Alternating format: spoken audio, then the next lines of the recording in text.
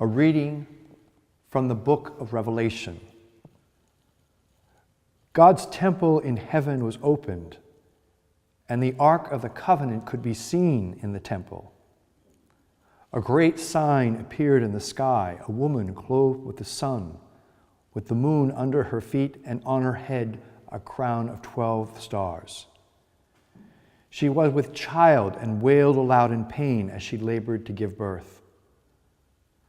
Then another sign appeared in the sky. It was a large red dragon with 7 heads and 10 horns, and on its heads were 7 diadems.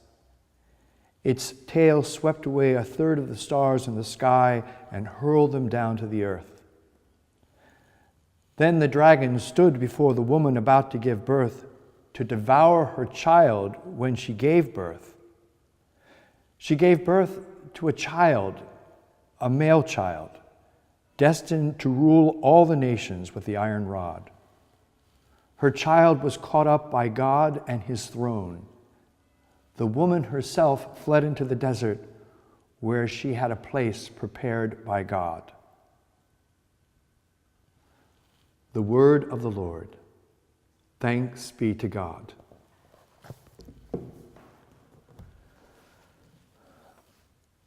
The Ark of the Covenant, as we know, was the box that contained the remains of the 10 Commandments.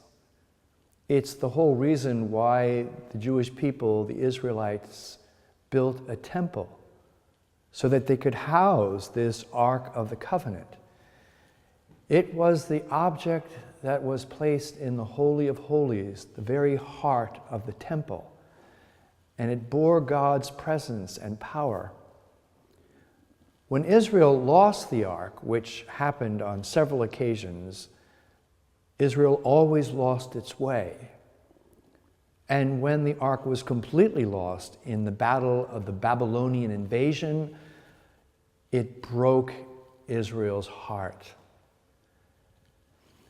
In the book of Revelation, which I have read this afternoon, chapter 11, we find that the ark is back in its proper place. It's now in the heavenly temple, but there's a difference. It's associated with a woman who is about to give birth. How come? The early church saw Mary, the mother of Jesus, as the new and definitive ark. Why?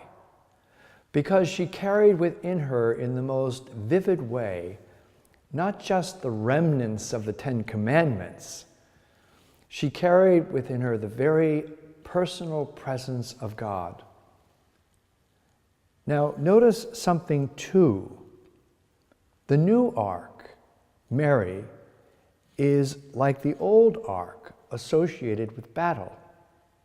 Because as she's about to give birth, a dragon confronts the woman. So this isn't some sentimental image. I'd say this is a pretty hard-edged image. I mean, here's this woman associated with the ark. She's the bearer of the divine presence. But from the moment she's about to give birth, she's confronted by a terrible enemy. What does the dragon stand for? Well, believe it or not, perhaps Rome. People say that the 7 heads are evocative of the 7 hills of Rome, which was in existence at the time that the book of Revelation was written. Rome was the great earthly power. It could stand for the 7 continents of the world that often can rule through violence and oppression. And isn't that often the way it works? I mean, the power of this world, from ancient times to the present day, so often relies upon oppression and the threat of violence. But here's the powerful message of the book of Revelation. This fearsome dragon, and just imagine, if you can for a moment, what this dragon might look like, with 7 heads and 7 horns, and the home and the crowns and so on.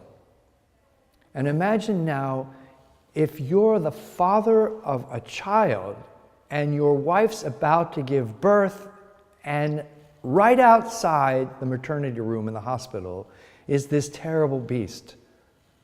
I mean, that's the image that we're meant to have. But this dragon is powerless against the woman and the child. And we hear, she gave birth to a son, a male child, destined to rule all the nations with an iron rod. And her child was caught up to God and his throne. This little baby and his mother are more powerful than the most powerful of all the world's armies, all of its political might. In one of the Gospels, Jesus says that the finger of God is more powerful than any evil. This little child and his mother are stronger than any forces of evil, more powerful than any horrible problems which distress us and imprison us. So what's the point? The Ark of the Covenant. Mary is the new Ark. She carries within her the presence of God, and she is still very effective in battle as she was in ancient Israel.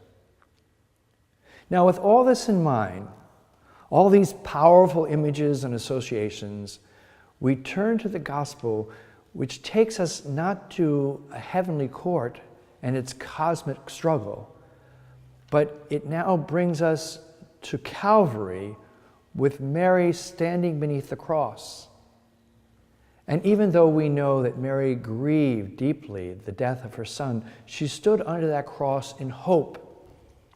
And on Calvary, she was not just the mother of sorrows, but it's so important to remember that she is also the mother of hope.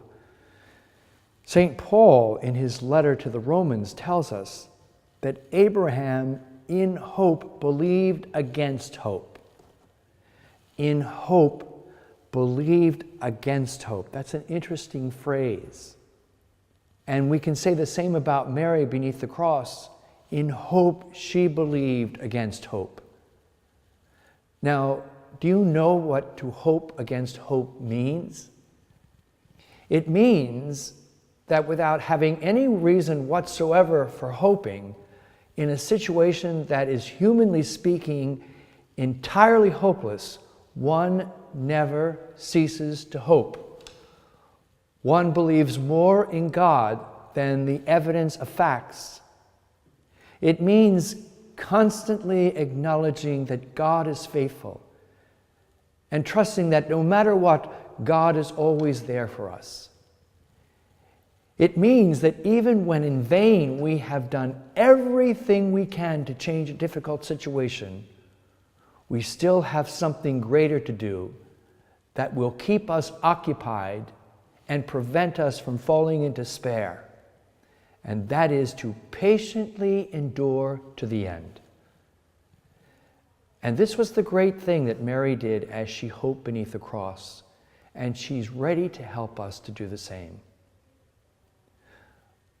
Underneath the icon of our Mother Perpetual Help in the Shrine of the Immaculate Conception in Washington, D.C., are inscribed the words, "Our life, our sweetness, and our hope."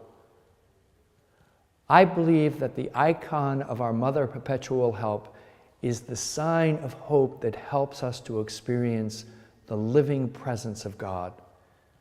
She invites us to trust that no matter what, God is always with us. She is the new ark that we carry to confront the world of darkness, a world whose power can only be conquered with the love of Christ.